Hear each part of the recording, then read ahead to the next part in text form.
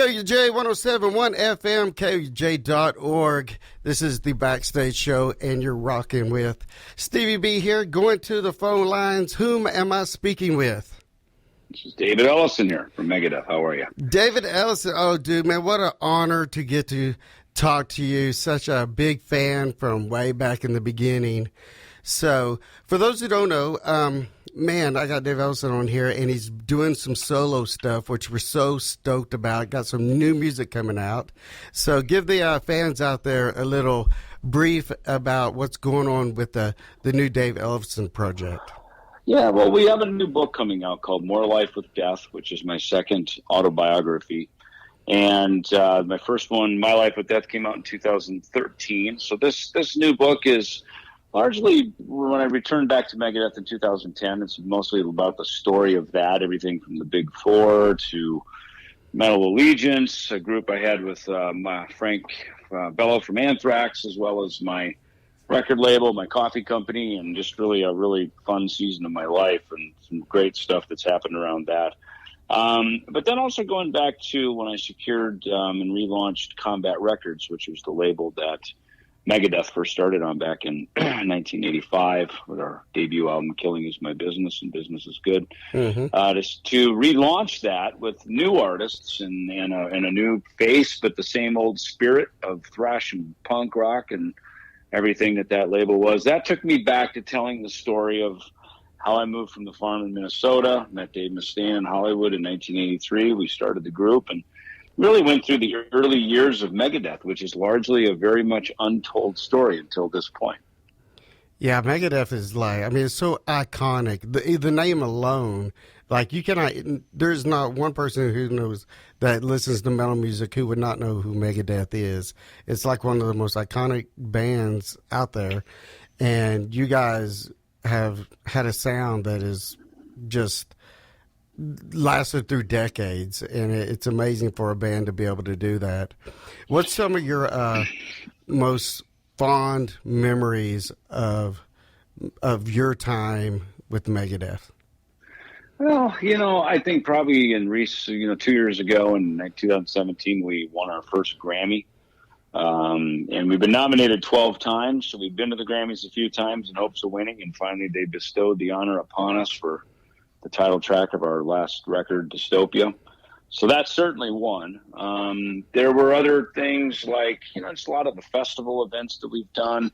It's fun to play with your heroes, when I've gotten to share the stage with Kiss, Iron Maiden, Judas Priest, Ronnie James Dio, a lot of the groups that I grew up a fan of, and now I'm standing on the same stage as them with my band Megadeth, and we're playing side by side with them is really an awesome experience. And I talk about a lot of that in the book too, about a lot of those journeys. In fact, KK Downing, guitar player from Judas Priest, actually was kind enough to lend some words in my book about the story when we were on tour together back in 1990 on the Judas Priest Painkiller Megadeth Rust in Peace tour. And it's great to not only make music but make friends with your idols.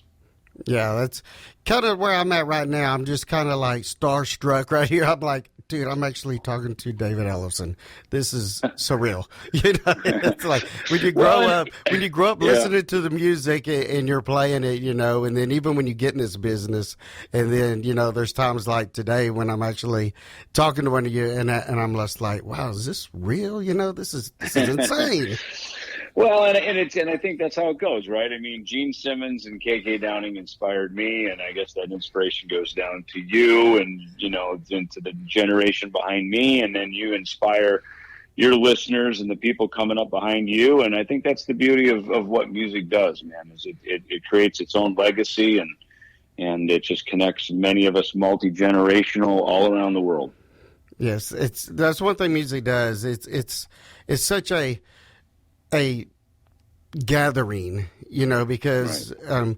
Because we are a Christian rock station, and so we're a rare Christian rock station because we play all the heavy stuff. Like, we'll go straight into some like metal, and a lot of secular stations don't even play it, and so for a Christian station to be a heavy station like that, it's such a rare cadence, and so that's the thing. The beauty of it is like I can be at my job during the day at the airport and be playing some hardcore Christian metal, some Total Decision or Broken Flesh or something, and guys are like, "Dude, that just rocks." I'm like, "Yeah," and it's Christian too, you know. And so I love the fact when an artist as yourself, from Megadeth days that we all grew up listening to, and most of us partied to, Right. and then give our life to Christ. And God has put me in a deal to where I'm in a awesome media market with working with Christian artists and stuff, and then being able to hear you come out and tell your testimony and stuff about being a Christian and stuff is so powerful. And I mean, that's, to me, that can be way more powerful than any sermon can be.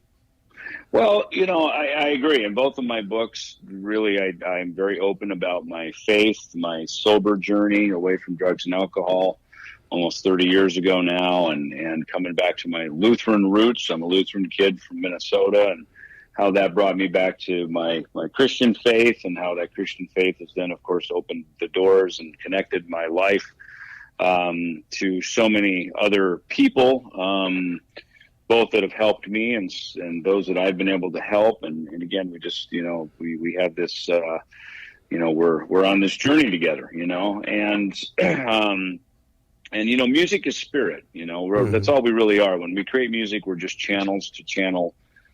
There's only one creator, and that's God. People that go, "Oh, that music's satanic." Well, actually it's not, because Satan has no creative power. Only God is the creator. He's the only creator. So all music flows through him. Now, we can put our spin and our influence on it, of course, and put, that which is, like Christ said about food, it's not what you put into you that makes you evil. It's what comes out of you that makes you evil. Right. So it's the same thing with music. It's what comes out of us that sort of reflects our spiritual nature, and that doesn't mean that we, are walking on water and we're walking around earth as Christ followers, just being these marvelous, squeaky clean people, because we're not. We're of the flesh. We're human. We're constantly under satanic attack of the spiritual warfare in the heavenly realms, and so we are always subjected to the human force, the human nature. As in fact, yesterday somebody just sent me, 1 Peter 5, 7, and 8, and he goes, the first one, 7, which is give your worries to Christ, is the scripture of comfort. 5:8 is beware. It says beware. Be of sober judgment. Be of sober judgment. Be of sound mind and sober judgment. For the devil's, it's like the roaring lion looking for someone to devour. So it's not like we just walk around as Christians and go, "Hey, it's great, I'm saved, everything's awesome." It's like, yeah, probably, beware. And I think music, heavy stuff you're listening to, and all the way to, worship tunes at church are just a reflection of what's inside of us. And I love both. I mean, people ask me, what kind of music you listen to? And I said, I listen to either really slamming metal or I listen to praise music. And that's really honestly what I listen to, which is kind of funny because, but they're, as much as they seem like polar opposites, they're both a reflection of a medium that I use to express. I'm pretty good at writing acoustic, worship ballads, and I'm pretty good at, writing some pretty slamming metal stuff, so that seems to be the two domains that God uses, for me, the two platforms to create music with.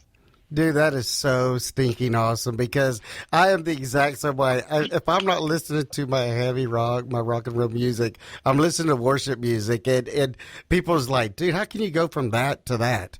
And it's like, well, that's just the way I am. I said, if I'm not listening to something heavy, and if I'm not rocking, you can pretty much guaranteed I'm listening to worship music. So it's the, I don't do the pop stuff. It's like it's worship or it's rock. So I mean, it is. That's how it is for me. I mean, I'm either listening to Ozzy's Boneyard or Liquid Metal or something like that on Sirius XM in the car, or I'm listening to comedy, or I've got like Air One and K-Love on. Right. And it's because the truth of it is we are what we expose ourselves to. That which comes into our eyes and ears and how it comes into our mind and our heart is that's what's going to influence us through the day, and it's interesting. We were just in Nashville, working on the Megadeth album, and on Sundays, you're right there, literally in the buckle of the Bible Belt, which I like. The people in that area are very sweet. They're kind.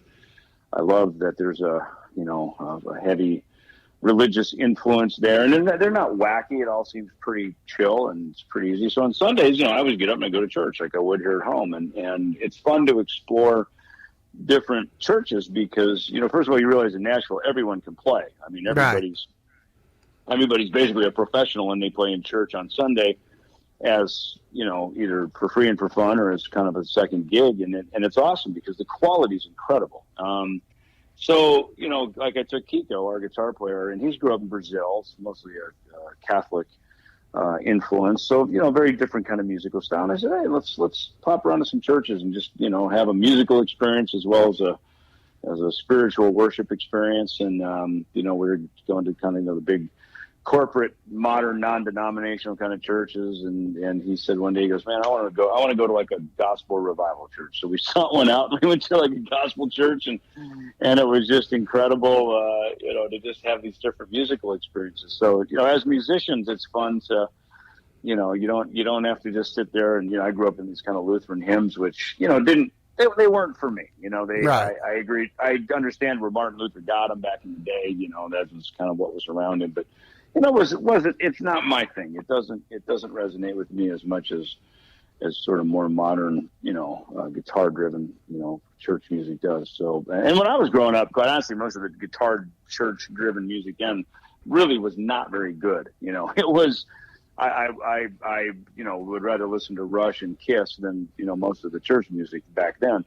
But what I discovered when I started playing in church, like around 1999, I'd come home from Nashville, making a Megadeth record, and kids were real young, so my wife and I started kind of tire kicking churches around town here, and we found one that we liked, and the worship leader asked me to play in church. And what I realized is like, okay, these chord changes and these guitar progressions, these must be guys probably my age, even a little older, who have probably come to know the Lord, and they're now, instead of playing Scorpions and Ted Nugent and Aerosmith songs, they're like playing worship tunes, and that's pretty much what it was. I got to know Paul Balash and Chris Tomlin and a lot of different people, right? In the professional circuit, and that's a lot of it was. They grew up on a lot of kind of mainstream music, but their heart was centered on Christ, and they just used their God-given talents to start writing songs for the Lord, and that's, I think, is a beautiful thing, and that's probably why guys like you and me like it, because it kind of comes from a rock background.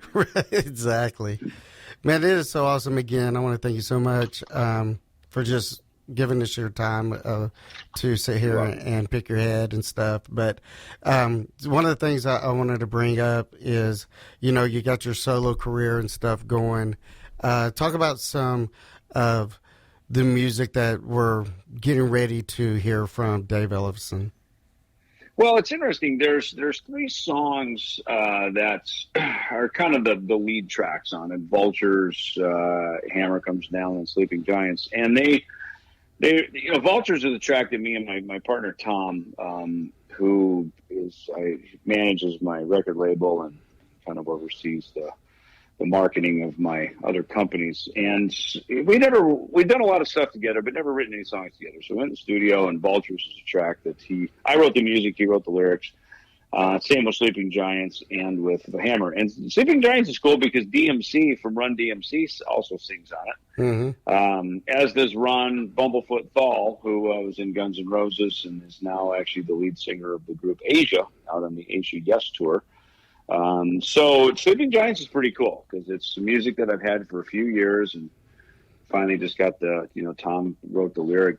Tom and DMC wrote the lyric for it. And, so it's pretty heavy stuff, it's pretty heavy. Now, when the full length LP comes out, I went back and there's some demos that I pulled out, from as far back as 1993. And, a couple of cool guys, John Bush, who sings in Armored Saint and was in Anthrax for a period. He sings on a song called If You Were God, which I think lyrically you would appreciate. It's a cool hard rock track. And then there's a couple of other tracks on there that David Glenn Isley, who was probably best known for singing with House of Lords back in the 80s and early 90s. Right. He sings on some tracks on the record as well. So yeah, really a nice collection of tracks, like literally 25, almost 30 years old, some of these songs. That is way too cool. I'm definitely looking forward for everybody out there to get a peek of them and to pick it up. And, you know, so what brought on the solo project of that you decided to go out and do some stuff on your own? You know, Megadeth, you know, we work hard and then we break hard. You know, we take breaks and we're done. And so last year I had most of the year was off. So with Tom and I, we developed this platform called Bass Story, which was basically a storyteller night out with David Ellefson, kind of like a clinic meets a storyteller event. And we took it into the nightclubs so people could buy beer and buy T-shirts, and you know, rather than being in a music store, make it more like a concert, a night out. And we put some of our own bands from our record label on it, and we took it around the world, and so it had great success with it and a lot of fun. And now with the new book coming out next month, and with the record coming out, it's really the perfect platform, because it's about playing music and telling stories. And the book is the story, and the record is the music. That is awesome. Definitely. I feel kind of bad because, you know, I've already got a sneak peek of this stuff and already getting to listen to it. And your listeners out there, man, guess what? We're going to be playing the music here for you at our radio station as well. Definitely, I do believe Vultures is going to be the first single, right? Yeah, right, yeah. And that's a pretty heavy track. That's a pretty heavy one, like I say, for, you know, in your format, you may want to play that. And there's some classic rock stuff, which is why we sent it out, because there's some people go, oh my gosh, David Glenn Isley. Like, they remember him from 25 years ago and his big success that he had. Even in the 80s, he was with another group called Jafria. Right. And so he's just got an iconic, great rock voice. And there's a couple of ballads on here that I wrote on acoustic guitar. That's so awesome. Yeah. So some really different stuff, you know. So I think people are going to like it. Yeah. Which is good, because our radio station, you know, is we can go extremely heavy to the ballads, you know, because we play old rock, new rock. We play anything, everything Christian rock. I mean, when it goes all the way back down to bands like, well, obviously Strapper, but we just had Fear Not here do a concert. The first time in 25 years, those guys got together, and they were here for our block party. So we'll do all the way back from the very beginning of Christian rock to the brand new stuff with 7 Day Slumber and Rockfest Records and stuff like the Protest, Random Hero. And so definitely excited to be playing some David Ellefson on there as well. Well, one of the things I wanted to ask you,